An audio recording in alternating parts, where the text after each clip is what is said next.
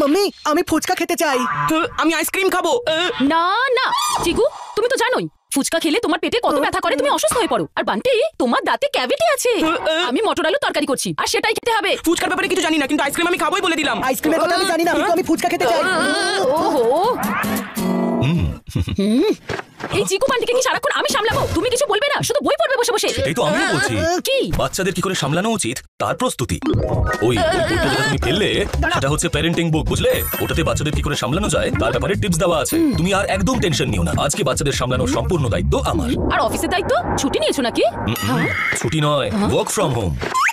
এবার বাচ্চাদের জন্য এইটুকু তো করতেই পারি। আচ্ছা, কিন্তু কাল তো পরীক্ষা আছে। বলতে বলতে ক্লান্ত হয়ে গেছি, কোনো কথাই শুনছে না। ওরা তো পড়তেই বসছে না। দেখো, যদি আমরা এই বইটার রুলস গুলো ফলো করি তাহলে বাচ্চারা আমাদের কথা অবশ্যই ফলো করবে। আচ্ছা চিকু, তুমি ফুচকা খেতে চাও তো?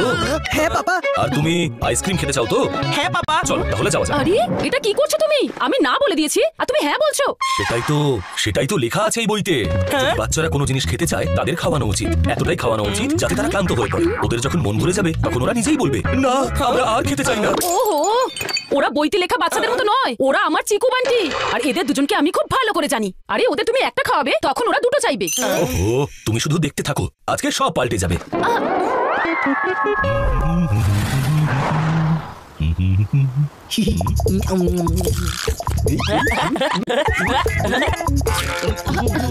চিকু সোনা, আরো এক প্লেট খাবে নাকি? হ্যাঁ হ্যাঁ পাপা, খাবো তো। ওকে, আরো এক প্লেট ফুচকা দিও।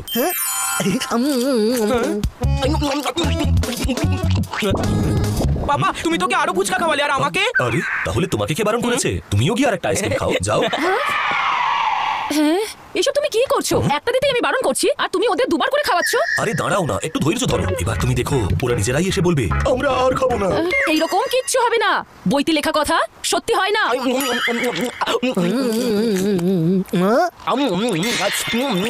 পাপা, আমি কি তোমার ফোনটা নিতে পারি? না, এখন ফুচকা খাচ্ছ সেটা খেয়ে নাও। আরে আরে কেন নয়, তোমার যা চাই তুমি সব পাবে, কেউ তোমাকে বারণ করবে না।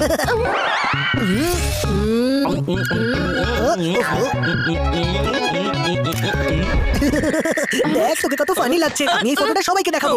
এই চিকু, ডিলিট কর ফটোটা, নয়তো আমি তোর চিকু চচ্চড়ি বানিয়ে দেবো। যা যা, আমি ডিলিট করবো না।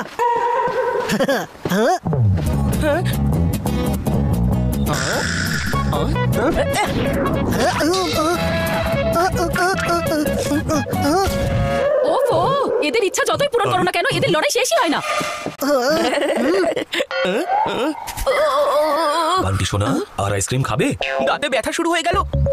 না পাপা, ব্যাস, আর আইসক্রিম খাবো না আমি। চিকু, তুমি আর ফুচকা খাবে? পেটে এত গুড়গুড় করছে, আর খেতে পারবো না আমি। না না পাপা, আমি আর ফুচকা খেতে চাই না। দেখলে, আমি বলেছিলাম না, ওরা এসে নিজেরাই না বলবে, ওদের বেশি বারণ করা উচিত নয়। বিশ্বাসই হচ্ছে না, আমার চিকু বান্টি তাদের পছন্দের জিনিসে না বলছে।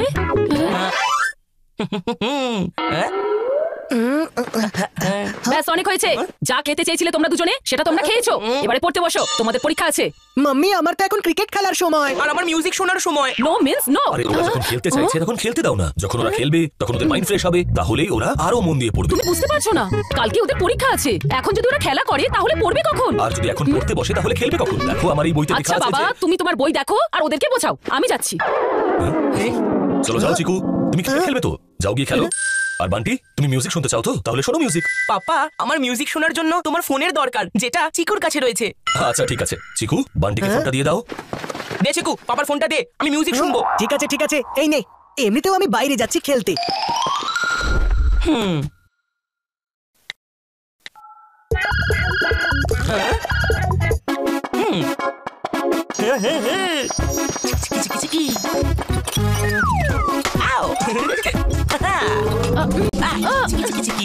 এই বান্টি কত জোরে মিউজিক চালিয়ে শুনছে। আরে শুনতে দাও, কিছুক্ষণ বাদে যখন ওর কানে ব্যথা করবে তখন ও নিজের থেকেই বন্ধ করে দেবে। জানি না কাল কি যে হবে।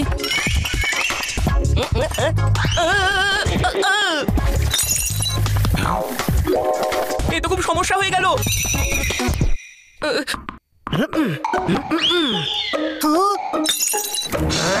আরে এগুলো বাচ্চা নাকি শয়তান? মিস্টার বাচ্চার কাছে গিয়ে কমপ্লেন করি। দেখলে, হয়ে গেল তো বান্টির মিউজিক বন্ধ। আরে চিকুও চলে এসেছে। ও দেখলে, তুমি যদি ওদের ইচ্ছের বিরুদ্ধে যেতে না, তাহলে ওরা এত তাড়াতাড়ি কোনোদিন শান্ত হতো না। আমি তো এখনো বিশ্বাসই করতে পারছি না যে এইসব ঘটছে কি করে। কিন্তু যা হচ্ছে ভালোই হচ্ছে। কিন্তু এবার তোরা পড়তে বসবে, তাই না? পড়তে বসার আগে একটা কাজ করা যাক। এই বইতে লেখা আছে যে জিনিসটা বাচ্চাদের পছন্দ সেটা তাদের চাওয়ার আগেই দিয়ে দেওয়া উচিত, কারণ পছন্দের জিনিসটা একবার পেয়ে গেলে পড়তে বসার পরিবর্তে ওরা কিচ্ছু চাইবে না। চিকু, বান্টি, তোমাদের মধ্যে কে ভিডিও গেম খেলতে চায়? আমি পাপা, আমি খেলবো। ঠিক আছে, তোমরা দুজনে এখন ফোনে গেম খেলো, ঠিক আছে? পাপা প্রথমে আমি খেলি। হ্যাঁ হ্যাঁ, খেলো। তাহলে পাপা আমি কখন খেলবো? চিকু যতক্ষণ খেলবে, পরে ততক্ষণ তুমিও খেলে নিও। ইয়ে দে দে বান্টি, ফোনটা আমায় দে। পাপা বললো শুনলি না? হ্যাঁ ঠিক আছে।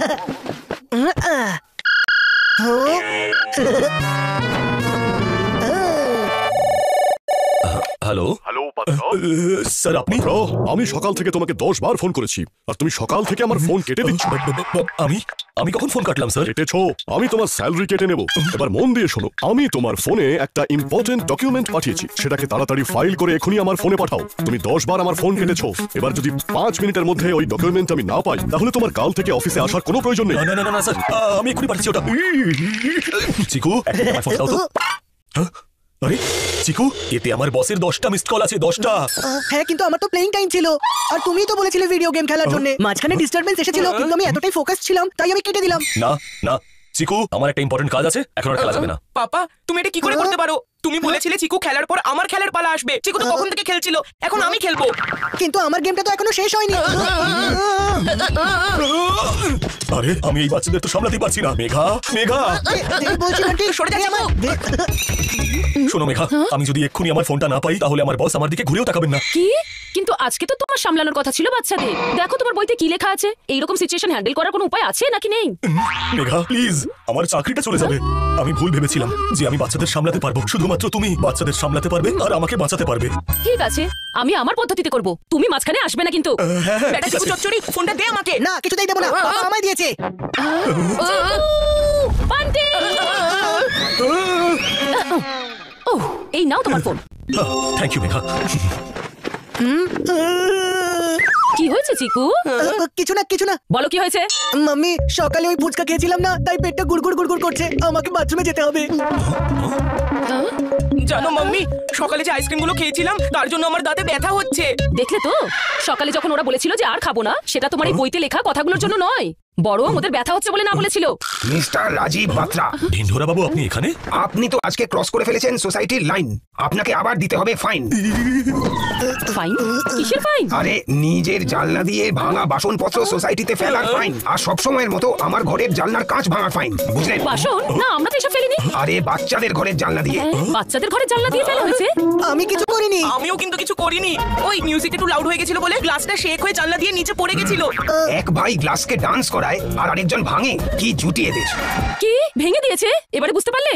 বান্টির মিউজিকে গ্লাস শেক করে ভেঙে গেল, আর সেই জন্য মিউজিক বন্ধ করে দিল। চিকুর বল লেগে জানলার কাঁচ ভেঙে গেল, আর সেই জন্য ও তাড়াতাড়ি ফিরে এলো। আর তুমি ভাবছিলে যে এই সব কিছু তোমার বইতে লেখা কথাগুলোর জন্য হচ্ছে। আমি ভুল করেছি মেঘা।